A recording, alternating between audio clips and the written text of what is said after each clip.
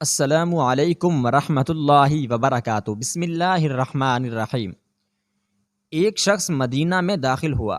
اس نے نبی علیہ السلام کی خدمت میں حاضر ہو کر کہا، یا رسول اللہ، آپ کچھ مسلمانوں کو میرے ساتھ بھیج دیں تاکہ وہ میری قوم کو اسلام کی دعوت دیں۔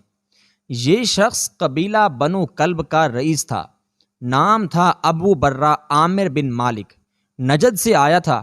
حضور علیہ السلام نے اس کی درخواست سن کر فوری طور پر کوئی جواب نہ دیا۔ اس کی وجہ یہ تھی کہ ابو برہ کے بھتیجے عامر بن طفیل نے چند دن پہلے نبی اقدس صلی اللہ علیہ وآلہ وسلم کو یہ پیغام بھیجا تھا، اے محمد، آپ مجھے اپنا جانشین بنا لیں یا پھر مدینہ والوں پر آپ حکومت کریں اور نجد پر میری حکومت تسلیم کر لیں۔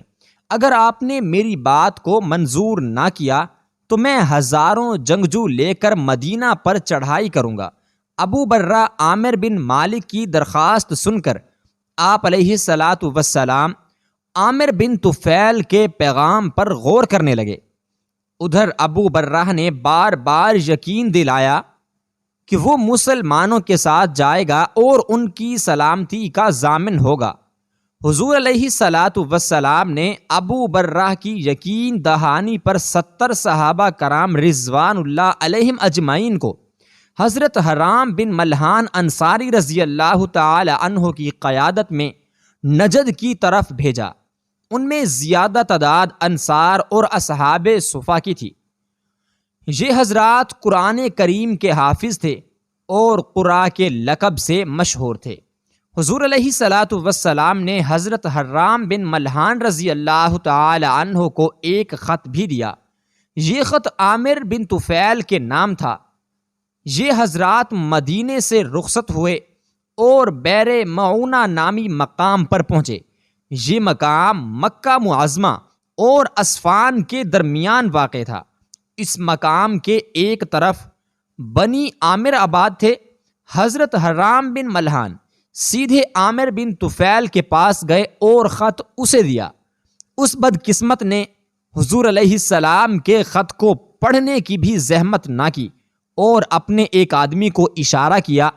اس شخص نے پیچھے سے آ کر اپنا نیزہ حضرت حرام رضی اللہ تعالی عنہ کی کمر میں مارا۔ نیزہ کمر کے آر پار ہو گیا۔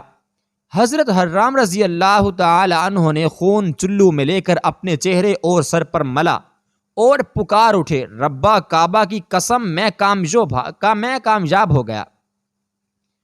اس کے ساتھ ہی زمین پر گرے اور شہید ہو گئے۔ ان کی شہادت کے بعد عامر بن طفیل نے اپنے قبیلے بنو عامر کو حکم دیا، ان مسلمانوں پر ٹوٹ پڑو اور انہیں قتل کر دو۔ اس نے آس پاس کے دوسرے قبیلوں کو بھی بلا لیا۔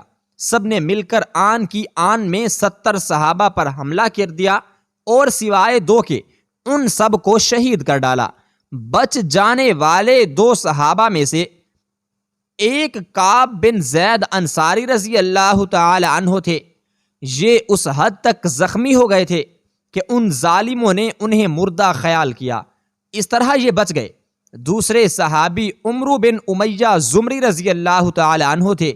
یہ گرفتار ہو گئے تھے، مگر چونکہ عامر کی ماں کے ذمے کسی منت کے سلسلے میں ایک غلام کو آزاد کرنا تھا، اس لیے عامر نے ان کو اس منت میں آزاد کیا۔ اس طرح یہ ان کی قید سے بچ نکلے۔ عمرو بن امیہ رضی اللہ تعالی عنہ نے مدینہ پہنچ کر یہ افسوسناک خبر سنائی۔ حضور علیہ السلام کو شدید صدمہ پہنچا۔ آپ عام طور پر کسی کے لیے بد دعا نہیں فرماتے تھے، لیکن اس سانحے نے آپ کو اس قدر رنجیدہ کر دیا کہ آپ 1 ماہ تک ان قاتلوں کے لیے بد دعا کرتے رہے۔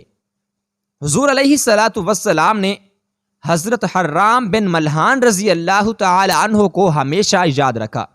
آپ کبھی کبھی ان کا ذکر کیا کرتے تھے۔ حرام بن ملحان انصاری رضی اللہ تعالی عنہ نبی علیہ السلام کے مدینہ منورہ میں تشریف لانے سے پہلے مسلمان ہو گئے تھے۔ ہجرت کے بعد حضور اکرم صلی اللہ علیہ وآلہ وسلم سے قرآن کریم کی تعلیم حاصل کرتے رہے، پھر دوسروں کو تعلیم دیتے رہے۔ حضرت سلیم رضی اللہ تعالی عنہا اور حضرت حرام رضی اللہ تعالی عنہا کی بہنیں تھیں۔ یہ رشتے میں نبی علیہ السلام کی خالہ تھیں۔ اس لحاظ سے حضرت حرام بن ملحان رضی اللہ تعالی عنہ نبی علیہ السلام کے ماموں تھے۔ مسلم شریف میں ہے کہ یہ اکثر قرآن پڑھا کرتے تھے اور رات کو قرآن کا درس دیا کرتے تھے۔ اسی وجہ سے قاری کے لقب سے مشہور ہو گئے تھے۔ رات بھر عبادت الہی میں مشغول رہتے اور صبح تک نماز پڑھتے تھے۔ دن میں اصحاب صفا کی خدمت کرتے رہتے، مسجد نبوی میں پانی بھر کر رکھتے، جنگل سے لکڑیاں لاتے تھے، ان کو فروخت کر کے اصحاب صفا اور دوسرے مسلمانوں کے لیے کھانے پینے کی چیزیں مہیا کرتے۔ بہت با اخلاق تھے، اس لیے نبی کریم صلی اللہ علیہ وآلہ وسلم کے بہت قریب ہو گئے تھے۔ رمضان 2 ہجری میں غزوہ بدر میں حصہ لیا، 3 ہجری میں غزوہ احد میں شریک ہوئے اور بہادری کے جوہر دکھائے۔ جس شخص نے عامر بن طفیل کے اشارے پر ان کی کمر میں نیزہ مارا تھا، اس کا نام جبار بن سلمہ تھا۔ اس نے بعد میں لوگوں سے پوچھا، حرام بن ملحان کے اس جملے کا کیا مطلب تھا؟ رب کعبہ کی قسم میں کامیاب ہو گیا۔ لوگوں نے اسے بتایا کہ اس جملے سے ان کا مطلب تھا، میں جنت کو حاصل کرنے میں کامیاب ہو گیا۔ یہ سن کر جبار نے کہا، اللہ کی قسم انہوں نے سچ کہا تھا۔ یہ کہہ کر اس نے اسلام قبول کر لیا۔ حضور علیہ السلام کبھی کبھی فرمایا کرتے تھے، مجھے حرام اور سلیم پر ترس آتا ہے، ان کے بھائی نے مظلومانہ شہادت پائی، اللہ ان سے راضی ہو۔ شکریہ۔